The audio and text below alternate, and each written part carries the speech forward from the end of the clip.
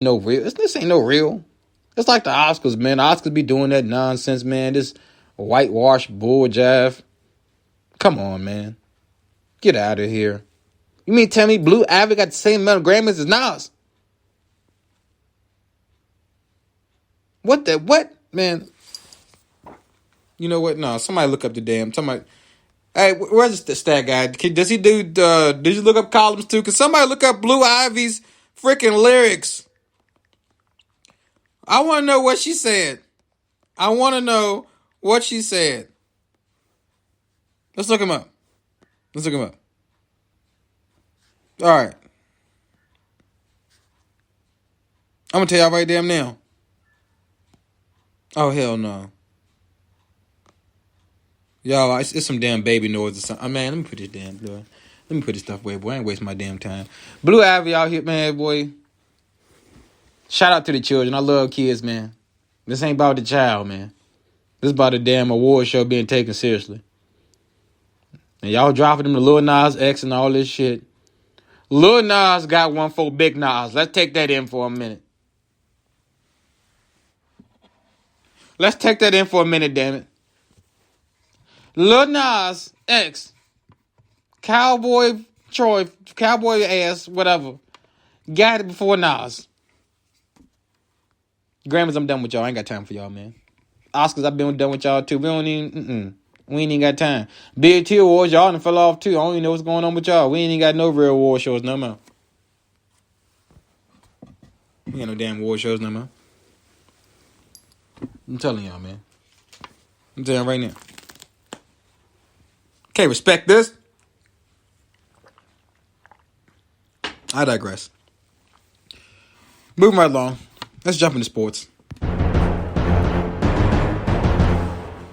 gonna be real quick with y'all. NFL free agency is going on. That means players are being swapped all over the place. I don't have anything major right now. We got Jonnu Smith, is it? Jonnu Smith from the Tennessee Titans is now signed with the New England Patriots. And Mr. Drew Brees has decided to retire from the game of football. You will not see Drew Brees play any more football. He has retired. And let the world know that he is gone. And he will be now an NBC sportscaster. Wow, he got that job fast, right? Man, jeez Louise. They just slide these football guys right on in. Man, it would suck if I was like an intern trying to get a job over there. Freaking Drew Brees retires today and I just lose my spot for the job. Golly. But, that's that. NBA news, you got anything NBA? Nah. Joel Embiid, knee injury. A lot of guys still resting. Anthony Davis still resting. Kevin Durant still resting. It's regular season basketball. Who cares? Moving right along. Comment section. Have you all been stimulated? And if so, are you starting your business? Are you starting your business today or tomorrow? I think I'm going to start a helicopter business when I can get my money. I might buy a boat. I don't know. So, I like to move along to a segment like I call Story Time. This is a segment where I would tell you guys a deep experience that I went through. Something that will probably make your mind wonder a little bit. Okay, my life, of 33 years, I've seen and done and been around a lot of crazy things, y'all. I have stories to tell y'all that involve Screech from Saved by the Bell. Very interesting story about him. Rest in peace. I have stories to tell you about possible ghosts, but we don't know. The jury's out. So, comment section. I'm going to jump into this first one. I'm going to send a link. Thank you for sending me a link. All right, first story today. Let's make some noise. All right, y'all. This is story time with Train Johnson on Candid Talk. I'd like to tell you all a story about when I found the little girl. You heard me right. When I found the little girl. About 8 years ago, right? 7, 8 years ago, right? I'm living in this small rural town. To my worldwide listeners, we're in Virginia. I was living in a small town called Brookneal, Virginia. I was living there with a lady friend. I would go to work from there. I would go back home there. Small little time in my life. At this time, I'm working first shift. You have to be at your job at 6 a.m. It's the winter. It's November. It's cold. It's dark. It's slightly foggy. I get up for work as a normal routine. I get in my car and I drive on these deep, dark back roads full of trees and roads with no passing zones. I remember taking a second to look down to adjust my defrost and my radio. And by the time I look up, y'all, there's a little girl running into the streets, into my car to try to stop it, in which I have to slam on my brakes and come to a complete extreme stop immediately. Thank God I looked up in time. I would hit the girl. Mind y'all, it's dark. I don't know what the hell she just ran out of or from. It's about 4:45 in the morning. This little girl looks about 8 years old. She has on a white t-shirt, no shoes, no socks. And she comes running to my car, into which I slam on the brakes. Immediately, y'all, I'm fucking sketched out, right? Right? So I open the door. I'm like, oh my God, you're okay? What's going on, right? The little girl's in a panic stage. She tells me she was with a babysitter. She tells me that they're not in the home. She tells me that no one's there. She tells me that she's scared to death and that her mom is right down the street at a house right down the road. And could I please take her to her mother? For one second, I thought to myself, I should walk in this house and see if I could, see what's going on. Maybe the babysitter's in here asleep. Maybe the babysitter fell out, bumped her head. Something, right? So then I take another second and I look at the home. I look at it off the road. I look at it dark, and it's a big, dark house. It's dark. It's creepy. No lights on. I'm sitting here. I'm thinking, okay, so if there's a killer in that freaking house, I probably shouldn't walk back in there, right? Like maybe this little girl just ran from a freaking killer in the freaking home. So I get the girl in the car, right? I said, look, get in the car. She's freezing cold. Get in the car. I pull off. So first thing I'm thinking, I'm like, okay, I got to call the freaking cops, right? I got to call the cops. I'm going to have to call the freaking cops, man. But first things first, got to calm this little girl down. She's breathing hard. She's panicky. So I calm her down. Told her to take a couple breaths. I've watched old firefighter videos where they help children and, ask them questions to get them calm, ask them about school and things like that. Very articulate girl. The girl was she looked like she was mixed. Chubby face, hair to about past her shoulders. And, she's articulate. She's like, turn here, turn there. You turn here. My mom's house is right up here. Mind you, I don't know why she's at a babysitter's home and her mom's at home up the street. I digress. Y'all, we pull into this driveway, right? So now I'm thinking, holy shit, I'm about to pull up at a door at 4:45 in the morning with someone's child. I may get shot, right? Comment section, I will dive into you in a second. I'm not even looking right now. I'm telling you, I got to get the story out of me.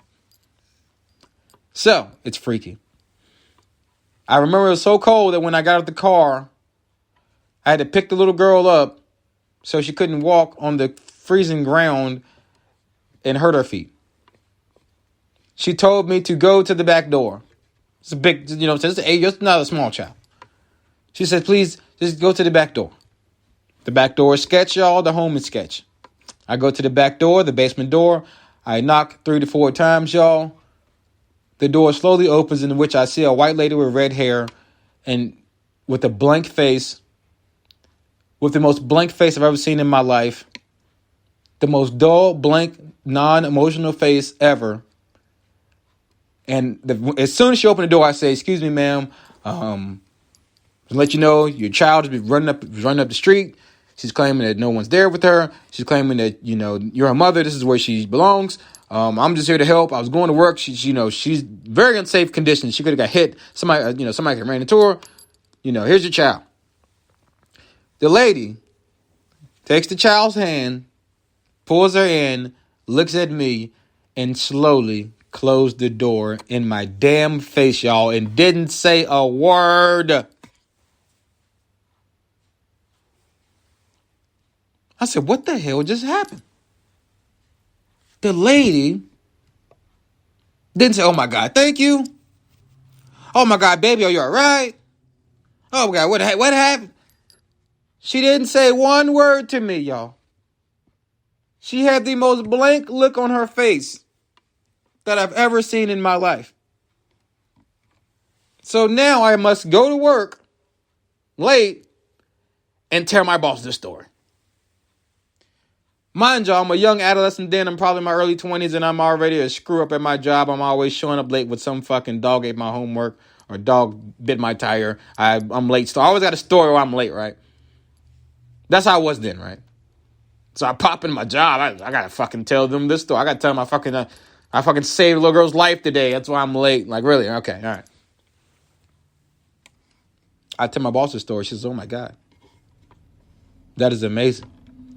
So glad that you found that girl. Could you imagine if somebody else found her, the wrong person, the bad person could have found her? Nobody ever saw her again. On that sketch back road that time of night, an old school pickup truck with an old sketch man in there would have picked her up and nobody ever saw her again. Here's where it gets freaky. I go home. I tell the story to my then girlfriend. She has children who is the same age that would be going to the same school as this little girl. So I ask her, the little girl, lives up the street or, on that road, blah, blah, blah. She's like, oh, no. I said, well, the girl told me her name, she said her name was such and such. Any ideas? She was like, no. So it's okay, all right, that's common. So then my girlfriend who lives in that area is with me as we're driving, and we happen to go by the house where I dropped the little girl off at. I said, that's the house right there. That's why I dropped off at right there. My girlfriend was like, there's no way you dropped off right there. I said, no, I did. I dropped off right there. I remember there's a swing set in the front yard, and there's a little regular bicycle, little old-ass bicycle right there beside that tree. That's where I dropped off. My then girlfriend says to me, nobody's lived in that house for years. Phew. What the hell is going on? Oh, it's getting scary. Bring it back.